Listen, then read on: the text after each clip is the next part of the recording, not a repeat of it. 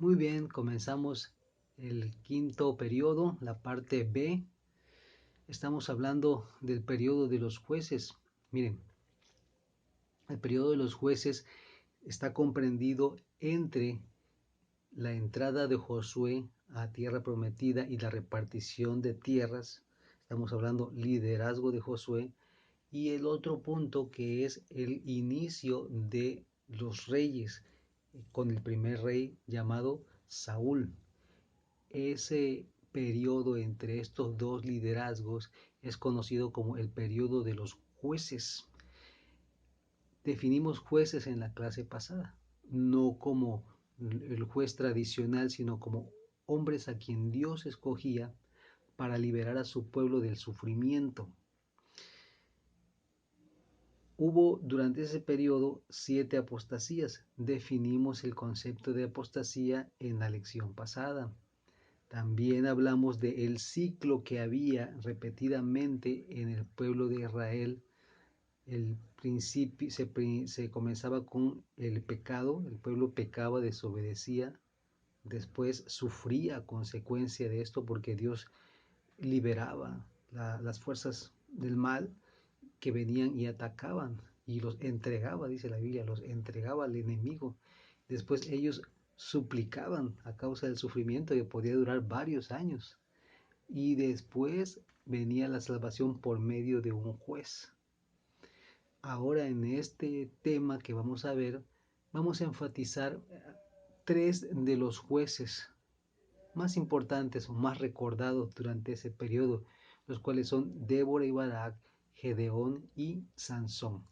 Veremos las características principales de su liderazgo, también sus problemas que enfrentaron y aprenderemos del ejemplo de estos hombres de Dios y mujer de Dios. Que el Señor nos guíe, nos bendiga y vamos a ver el desarrollo de este video. Ahora, ahora contemplamos la vida de Débora como juez de Israel.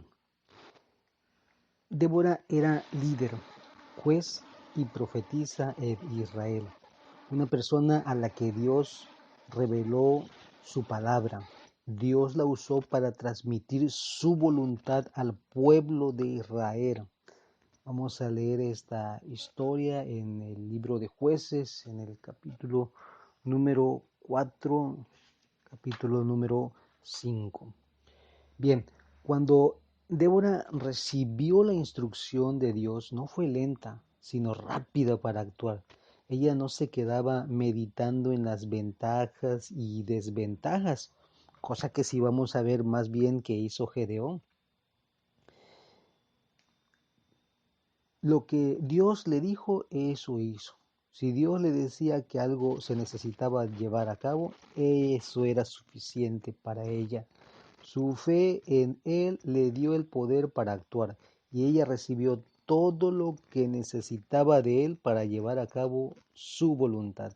Un día Débora recibió instrucciones claras del Señor. Tenía que llamar a un hombre que se llamaba Barak y decirle que el Señor Dios le mandó a juntar 10,000 hombres en el monte de Tabor. Allí Dios iba a ayudar a Barak y a los israelitas a derrotar a Sísara, el capitán del ejército de Canaán, el cual había oprimido a Israel durante muchos años. A causa de esta opresión incesante, los israelitas habían clamado a Dios por ayuda, y ese era el plan de Dios para derrotarlo de una vez por todas. Vamos a responder algunas preguntas específicas de nuestro material de estudio. ¿Por cuántos años habían sido oprimidos los israelitas? Respuesta en Jueces 4 del 1 al 3. La respuesta es por 20 años. ¿Qué evidencias hay de que Débora era la líder que Dios había escogido para esa época? Concentre su mirada en los versículos 4 al 9 de ese capítulo 4. Y vamos a notar al menos estas características importantes. Dice ahí la Biblia claramente que ella gobernaba. Versículo 4, ¿verdad? Además que era profetisa.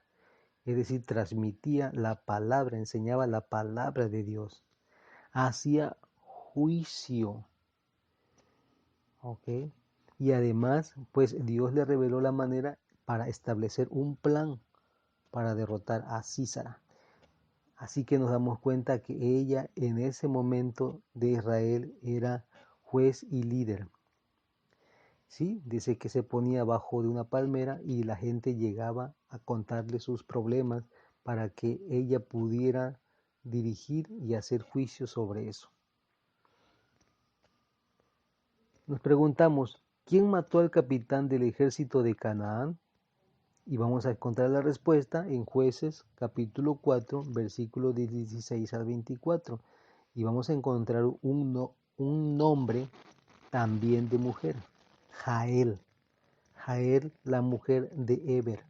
La historia cuenta que después de la derrota del ejército cananeo, Sísara huyó y se refugió en ese lugar porque había cierta amistad o no había problemas entre ese pueblo y el de él, y llegó a esa tienda, porque justamente era una tienda que se ajustaba con estacas, y allí lo recibió Jael. Él venía muy cansado de la batalla, venía huyendo, escondiéndose, pidió un poco de agua y ella le dijo que pasara a la tienda, le dio leche y él le dijo que si alguien venía y preguntaba por él, pues no dijera nada. Ella le dijo que no se preocupara y se acostó. Una vez que estuvo acostado y bien dormido, ella tomó una de las estacas con la que se ajustaba la tienda y la colocó en la cabeza, en la sien de él, y se la enterró. Así murió Sísara y fue entregado en manos de mujer también. Como hemos visto en este libro, Dios usa lo débil, ¿verdad? En este caso, una forma de expresar esto es usando la vida de mujeres. Dios todo lo que toca lo convierte en poderoso, ¿sí? Y puede tocarte a ti o a mí o a quien sea, y en su debilidad, por débil que pueda considerarse una persona o incapaz, si Dios está con él, hará. Gedeón. Fue en esos tiempos decadentes que Gedeón recibió su llamado del Señor. Los madianitas habían estado aterrorizando a Israel por 7 largos años. Los madianitas, un pueblo nómada, y sus aliados, los amalequitas, juntos con pueblos del este, dominaban la tierra. Su ocupación no siempre se sentía, pero era una desolación prolongada. Tan pronto la cosecha estaba lista y se estaba recogiendo o se estaba guardando en los graneros, así de forma repentina ellos aparecían y como si fueran langostas no dejaban nada en su camino. De esta manera el pueblo de Israel empobrecía en gran manera, pues se quedaban sin alimento. Eso lo vamos a leer en Jueces 6, versículo 6. El llamado de Gedeón. Gedeón era el hijo menor de Joás y miembro del clan abieserita de la tribu de Manasés. Su nombre Gedeón significa talador o cortador en hebreo. Gedeón no parecía pues ser una persona ideal, como leemos en su historia, para dirigir a su pueblo, pero el Señor pues no se dejó llevar por la opinión humana cuando hizo su selección. Dios a menudo escoge al más pequeño para demostrar que la salvación que Él da, no depende de la fuerza, de la edad ni sabiduría personal, sino de su palabra. Vamos a ver en nuestro material de estudio unas preguntas. La primera de ellas, leyendo del capítulo 6, del versículo 12 al 22, podríamos responderla. Jueces 6 del 12 al 22. La pregunta es, ¿de qué maneras estimuló Dios a Gedeón a servir como su líder?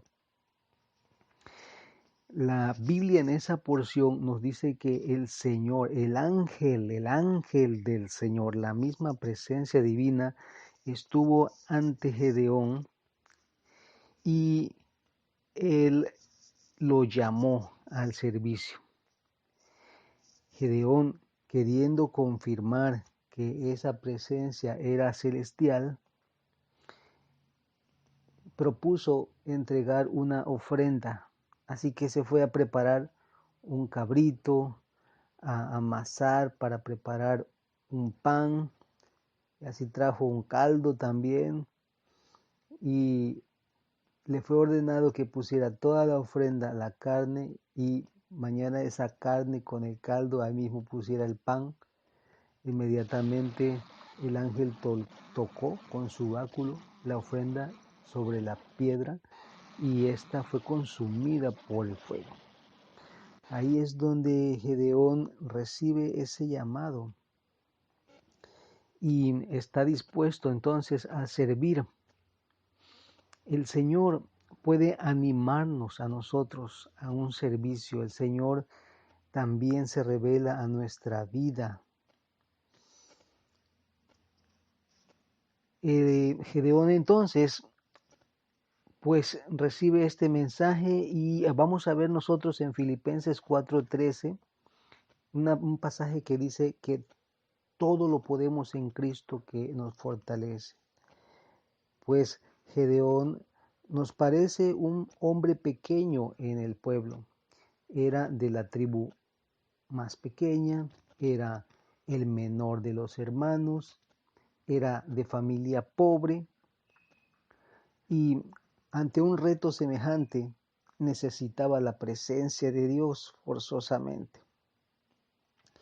En Jueces 6:12 dice, el Señor está contigo, valiente guerrero. ¿Sabe? Esta frase parece irónica ante un hombre que está escondiendo el trigo porque piensa que el enemigo viene.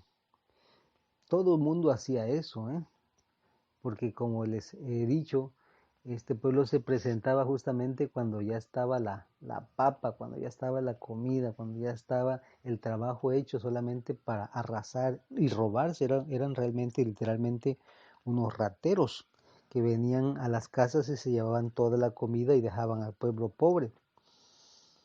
Pero el Señor se presenta a Gedeón y le dice, el Señor está contigo, valiente guerrero. De hecho, se conocía que la tribu de Manasés era una tribu valiente. Y el Señor le dice, ve con esta tu fuerza y libra a Israel de la mano de los madianitas. ¿No te he enviado yo? Eso lo leemos en el versículo 14. Pues ahí está el llamado. Yo te estoy enviando. Gedeón, más adelante vamos a ver en el que era un hombre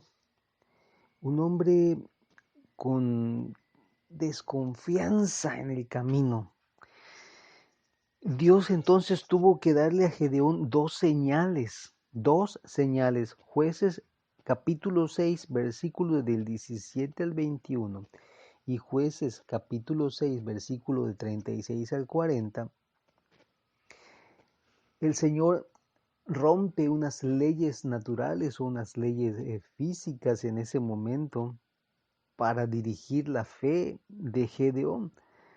¿Cómo? Bueno, Gedeón pide que el sereno caiga sobre solamente una parte, sobre una parte de algodón, mientras que todo el terreno permaneciera seco.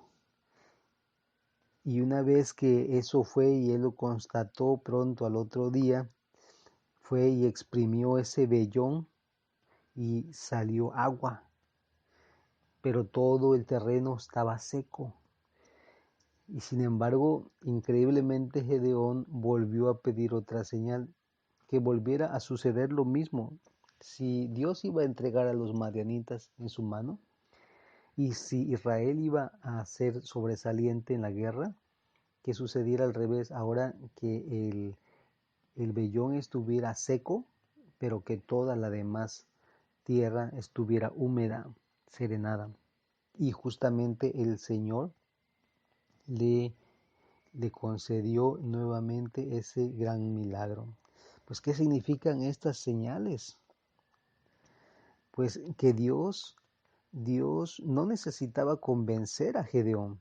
Sin embargo, lo hizo así para confirmar, porque sabía que este hombre tenía una debilidad. Hacía falta fe en su corazón. Estaba muy desalentado, muy desanimado. Pensaba que Dios los había abandonado. Pero Dios, conociendo la debilidad y siendo paciente con Gedeón, porque realmente Dios no necesitaba hacer esa demostración, lo hizo por misericordia a él, para mostrarle compasión, para mostrarle que él estaba, que iba a estar a su lado, que la presencia de él lo acompañaría. Como un padre se compadece de sus hijos, así se compadece el Señor de los que le temen, porque Él sabe que estamos hechos y se acuerda de que somos polvo, dice el Salmo 103, 13 al 14.